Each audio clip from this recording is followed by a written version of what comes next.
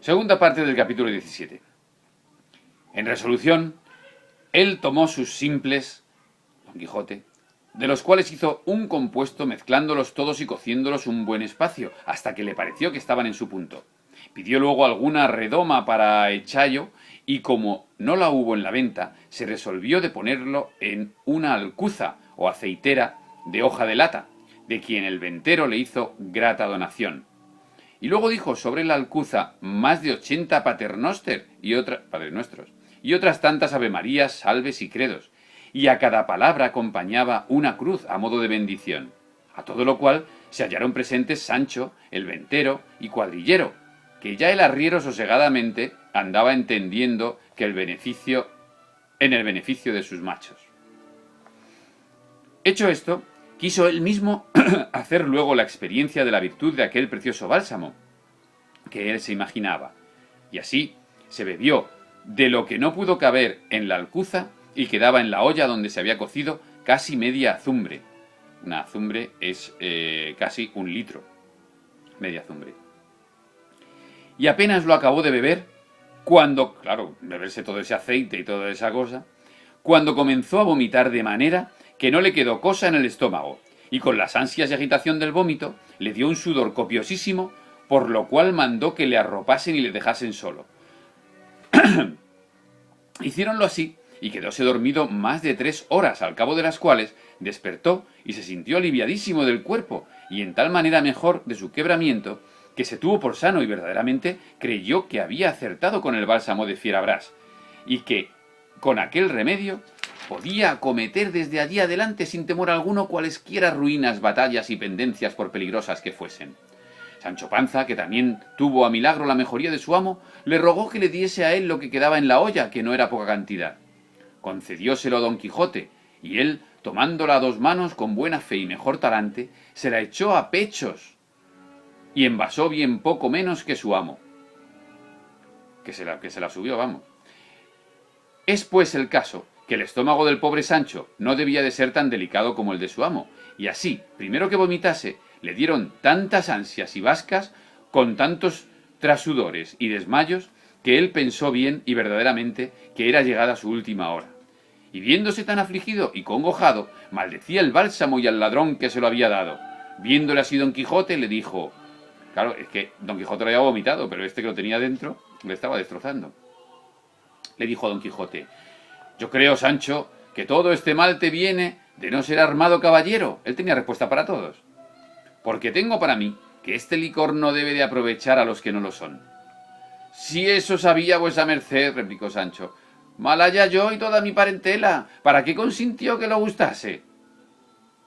En esto hizo su operación el brebaje, y comenzó el pobre escudero a desaguarse por entrambas canales con tanta priesa que la estera de Enea que se estaba cagando el pobre, que la estera de Enea sobre quien se había vuelto a echar, ni la manta de anejo con que se cubría fueron más de provecho. Sudaba y trasudaba con tales parasismos y accidentes que no solamente él, sino todos pensaron que se le acababa la vida. Duróle esta borrasca y mala andanza casi 2 horas, al cabo de las cuales no quedó como su amo, sino tan molido y quebrantado que no se podía tener. Pero Don Quijote, que como se había dicho se sintió aliviado y sano, quiso partirse luego a buscar aventuras, pareciéndole que todo el tiempo que allí se tardaba era quitársele al mundo y a los en él menesterosos de su favor y amparo, y más con la seguridad y confianza que llevaba en su bálsamo. Y así, forzado de este deseo, él mismo ensilló a Rocinante y enalbardó al jumento de su escudero, que le puso todos los atavíos al burro, a quien también ayudó a vestir y a subir en el asno. Púsose luego a caballo, y llegándose a un rincón de la venta, asió de un lanzón que allí estaba. Un lanzón es un palo con una punta de hierro, para que le sirviese de lanza. Estabanle mirando todos cuantos había en la venta, que pasaban de más de 20 personas. Mirábale también la hija del ventero, y él también no quitaba los ojos de ella, y de cuando en cuando arrojaba un suspiro que parecía que le arrancaba de lo profundo de sus entrañas. Y todos pensaban que debía ser del dolor que sentía en las costillas. A lo menos pensábanlo aquellos que la noche anterior le habían visto bizmar. Ya que estuvieron los dos a caballos, puesto a la puerta de la venta, llamó al ventero y con voz muy reposada y grave le dijo: «Muchas y muy grandes son las mercedes, señor alcaide, que en este vuestro castillo he recibido, y quedo obligadísimo a agradecerosla todos los días de mi vida. Si os las puedo pagar en haceros vengado», o sea, en vengarle, «de algún soberbio que os haya fecho algún agravio, sabed que mi oficio no es otro sino valer a los que poco pueden, y vengar a los que reciben tuertos y castigar alevosías. Recorred vuestra memoria, y si halláis alguna cosa de este jaez que encomendarme, no hay sino decilla, que yo os prometo por la orden de caballero que recibí, de faceros satisfecho y pagado a toda vuestra voluntad». El ventero le respondió con el mismo sosiego: «Señor caballero, yo no tengo necesidad de que vuesa merced me vengue ningún agravio, porque yo sé tomar la venganza que me parece cuando se me hacen. Solo he menester que vuesa merced me pague el gasto que esta noche ha hecho en la venta, así de la paja y cebada de sus dos bestias como de la cena y cama». «Luego, ¿venta es esta?», replicó Don Quijote. «Y muy honrada», replicó el ventero. «Engañado he vivido hasta aquí», respondió Don Quijote, «que en verdad pensé que era castillo y no malo. Pero pues es así que no es castillo sino venta. Lo que se podrá hacer por ahora es que perdonéis por la paga, que yo no puedo contravenir a la orden de los caballeros andantes, de los cuales sé cierto, sin que hasta ahora haya leído cosa en contrario, que jamás pagaron posada ni otra cosa en venta donde estuviesen, porque se les debe de fuero y de derecho cualquier buen acogimiento que se les hiciere, en pago del insufrible trabajo que padecen buscando las aventuras de noche y de día, en invierno y en verano, a pie y a caballo, con sed y hambre, con calor y con frío, sujetos a todas esas inclemencias del tiempo y a todos los incomodos de la tierra. ¿Por qué tengo yo que ver? Poco tengo yo que ver en eso», respondió el ventero. «Págueseme lo que se me debe, y dejémonos de cuentos ni de caballerías, que yo no tengo cuenta con otra cosa que con cobrar mi hacienda». «Vos sois un sandio y mal hostalero», respondió Don Quijote, y poniendo piernas a Rocinante y terciando su lanzón, se salió de la venta sin que nadie le detuviese, y él, sin mirar si le seguía su escudero, se alongó un buen trecho, se alejó. El ventero, que le vio ir y que no le pagaba, acudió a cobrar de Sancho Panza, el cual dijo que, pues su señor no había querido pagar, que él tampoco pagaría, porque, siendo él escudero de caballero andante como era, la misma regla y razón corría por él como por su amo en no pagar cosa alguna en los mesones y ventas. Amohinóse mucho de esto el ventero, y amenazóle que si no le pagaba, que lo cobraría de modo que le pesase, a lo cual Sancho respondió que, por la ley de caballería que su amo había recibido, no pagaría un solo cornado, ni un céntimo, aunque le costase la vida, porque no había de perder por él la buena y antigua usanza de los caballeros andantes, que ni se habían de quejar de él los escuderos de los tales que estaban por venir al mundo, reprochándole el quebrantamiento de tan justo fuero.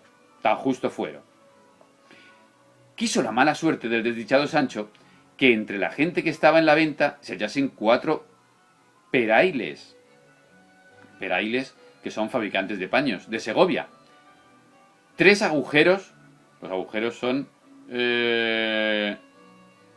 fabricantes de agujas, del Potro de Córdoba, y 2 vecinos de la Heria de Sevilla, gente alegre, bien intencionada, maleante y juguetona, los cuales, casi como instigados y movidos de un mismo espíritu, se llegaron a Sancho y, apeándole del asno, uno de ellos entró por la manta de la cama del huésped y, echándole en ella, alzaron los ojos y vieron que el techo era algo más bajo de lo que había menester para su obra, y determinaron salirse al corral que tenía por límite el cielo.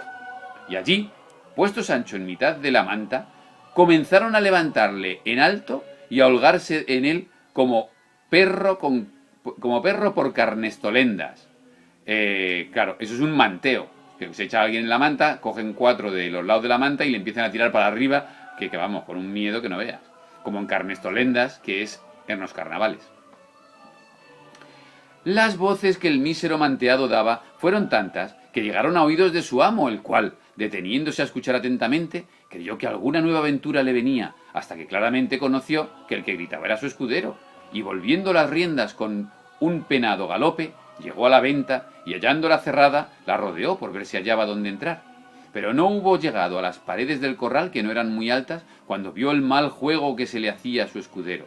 Vióle bajar y subir por el aire con tanta gracia y presteza, que si la cólera le dejara, no tengo para mí que se riera. Claro, él miraba por la valla y le veía que Sancho aparecía y bajaba, aparecía y bajaba, aparecía y bajaba. Vamos, que el hombre estaba tan cabreado que por eso no se reía. Probó a subir desde el caballo a las bardas, pero estaba tan molido y quebrantado que aún apearse no pudo, y así desde encima del caballo comenzó a decir tantos denuestos y baldones a los que a Sancho manteaban, que no es posible acertar a escribillos. Mas no por esto cesaban ellos de su risa y de su obra, ni el volador Sancho dejaba sus quejas mezcladas ya con amenazas, ya con ruegos. Mas todo aprovechaba poco, ni aprovechó, hasta que de puro cansados le dejaron. Trujéronle allí su asno y subiéronle encima, le arroparon con su gabán, y con la compasiva de Maritornes, la fea de la venta, viéndole tan fatigado le pareció ser bien socorrerle con un jarro de agua, y así le trujo del pozo por ser más frío. Tomóle Sancho, y llevándole a la boca, se paró a las voces que su amo le daba, diciendo: «Hijo Sancho, no bebas agua, hijo, no la bebas, que te matará. ¿Ves? Aquí tengo el santísimo bálsamo», y enseñábale la alcuza del brebaje, «que con 2 gotas de él, que de él bebas, sanarás sin duda».